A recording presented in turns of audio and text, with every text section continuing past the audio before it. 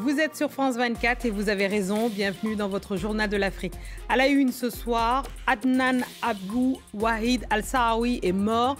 Le chef du groupe djihadiste État islamique au Grand Sahara a été tué par une frappe de la force Barkhane. Il était désigné comme ennemi prioritaire au Sahel. Nous irons au Burkina Faso qui a été particulièrement affecté par les exactions de ce groupe terroriste.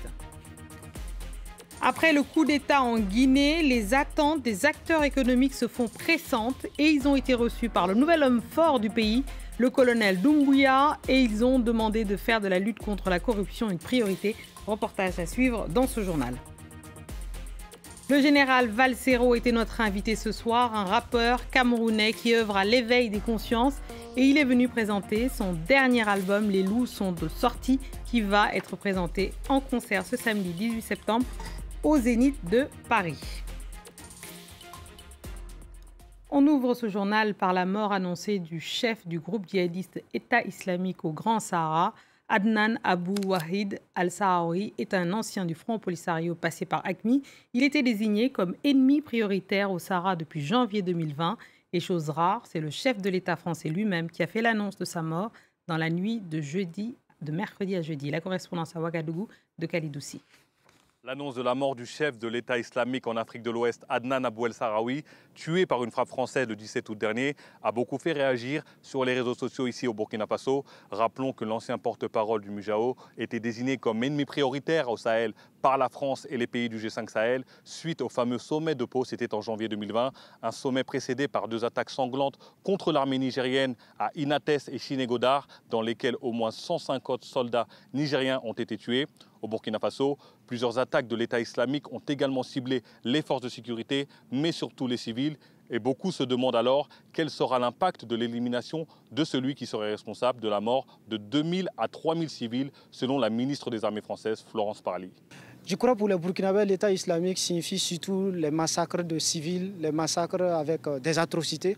L'État islamique aussi, c'est un peu, les Burkinabés se rappellent un peu de cette amputation, de ces amputations de bras au niveau de la province de Loudalan. Pour le Burkina Faso, je ne pense pas que ça change fondamentalement quelque chose par rapport à la situation sécuritaire, parce que l'élimination d'un chef terroriste ne signifie pas la fin en fait, de l'action d'un groupe armé terroriste. Et du reste, souvent l'élimination annonce peut-être des lendemains qui sera encore plus orageux pour le pays. Vous l'aurez compris, même si la mort du chef de l'État islamique en Afrique de l'Ouest est une grande victoire pour le Burkina Faso et ses alliés, la lutte contre les mouvements djihadistes du Sahel est loin d'être terminée, alors que la région compte plus de 2 millions de déplacés internes victimes d'attaques au quotidien.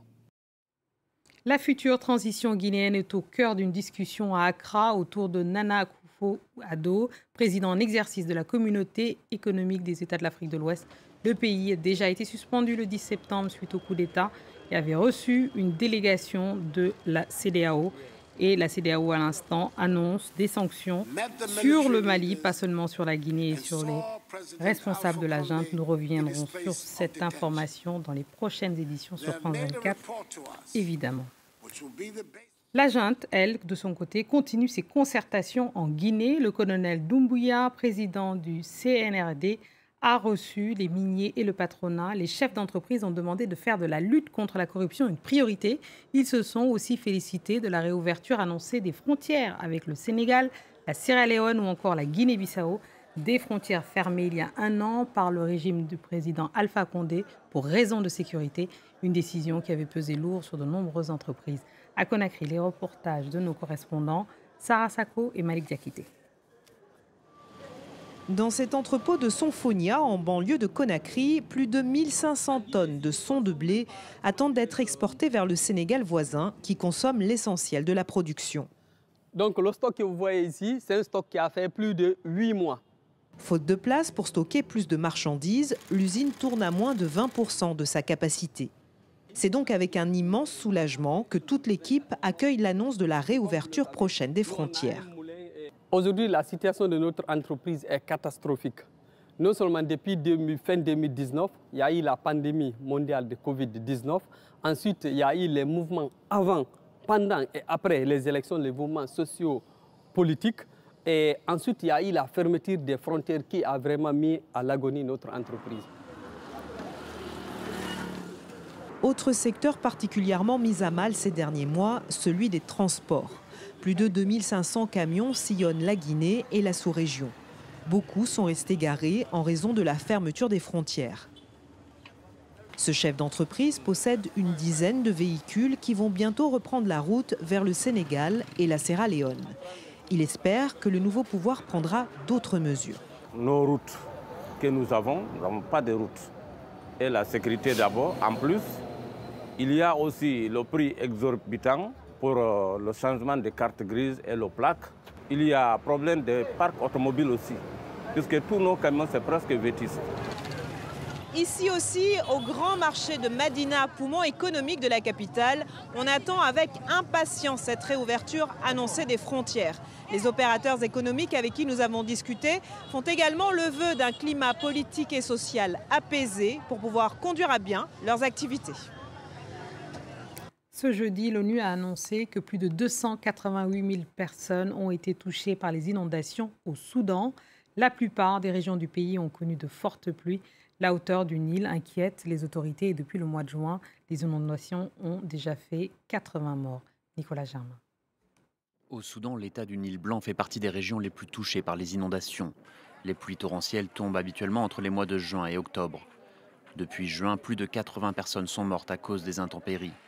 De nombreux élevages et plantations ont été détruits.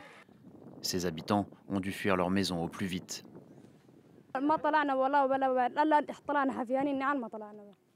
On est pieds nus.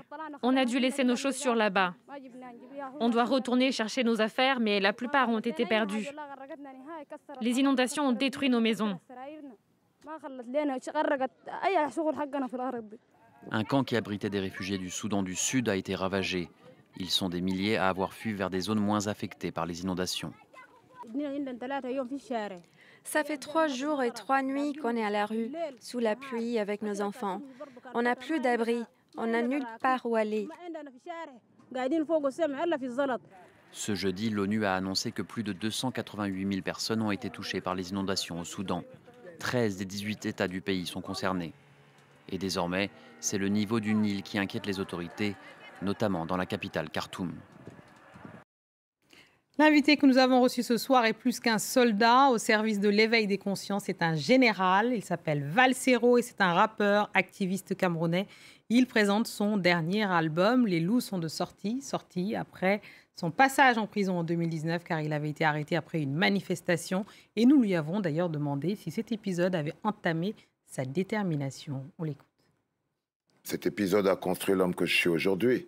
Les conséquences, c'est que cet épisode a renforcé mes convictions. Cet épisode m'a rendu plus fort. Je prends beaucoup de plaisir à dire aux gens que mes faiblesses, je les ai laissées en tôle. Ça veut dire que si je n'avais pas été en prison, j'aurais continué de traîner mes faiblesses et mes craintes, mes peurs. Ces choses qui empêchent les gens d'aller toujours plus loin, d'aller de manière très déterminée dans ce qu'ils ont comme objectif à atteindre. Mais la case prison m'a libéré de toutes ces peurs.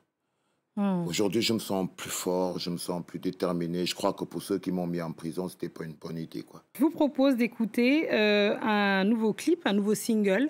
Le président est mort, estampillé, j'ai lu ça, chanson la plus dangereuse du Cameroun. On écoute et on en parle juste après. Le président est mort, ils ont caché son corps. Le peuple n'a plus de nouvelles, son corps n'est pas à la morgue. La mafia au pouvoir peine à cacher l'odeur de son cadavre qui pourrit dans une des chambres fortes. Le président est mort et les faucons se déchirent. Ils ont transformé le pays en une grosse scène de crime. Alors on l'entend dans ce clip, vous êtes très critique et vous l'avez toujours été d'ailleurs envers le président camerounais Paul Biya. Et vous avez d'ailleurs été, on le rappelle, un soutien de Maurice Kamto. Comment expliquez-vous cette longévité de Paul Biya au pouvoir au Cameroun? Il fait bien son travail, c'est-à-dire les gens qui l'ont mis au pouvoir sont totalement satisfaits de ce qu'il fait. Tu sais, c'est très facile, je connais le peuple camerounais. Si ça dépendait que d'eux, il y a longtemps que ce président ne serait plus président. Mais il ne faut pas oublier, moi je ne réfléchis pas dans les structures, donc je sais exactement ce qui se passe comme beaucoup de personnes. C'est juste pas politiquement correct de dire à d'autres personnes que le président de leur pays n'est pas élu, mais il est nommé. Et il ne reste pas là, mais il est maintenu. C'est-à-dire que les rapports France-africains, le pouvoir de la France sur sur l'Afrique, sur 14 pays en Afrique n'est pas une vue de l'esprit. C'est encore une réalité aujourd'hui. On devrait juste en avoir honte qu'au XXIe siècle, qu'il y ait encore des colonies et qu'il y ait encore des pays qui vivent comme des fougères sur le dos des autres pays. Vous vous adressez à la jeunesse camerounaise. Qu'est-ce que vous lui conseillez finalement? Que peut-elle faire? Déjà d'être plus au contact d'elle-même, de prendre sur elle-même son propre développement. Parce que le plus dur aujourd'hui, c'est de vouloir faire croire à la jeunesse africaine qu'elle peut régler elle-même le problème. Tu vois ce que je veux dire? C'est-à-dire la jeunesse africaine n'a pas les codes pour régler les contrats et les mécanismes france-africains qui sont ces mêmes contrats-là qui gèrent leur vie. Et retrouvez l'intégralité de cet échange sur le site internet de France 24 et sur les réseaux sociaux. Et c'est ainsi que nous refermons cette édition du Journal d'Afrique. Merci à tous ceux qui nous ont suivis partout dans le monde, dont la Côte d'Ivoire, en particulier ceux de Cocody à Mbanon, en passant par Boaké. Restez avec nous car l'actualité continue sur France 24.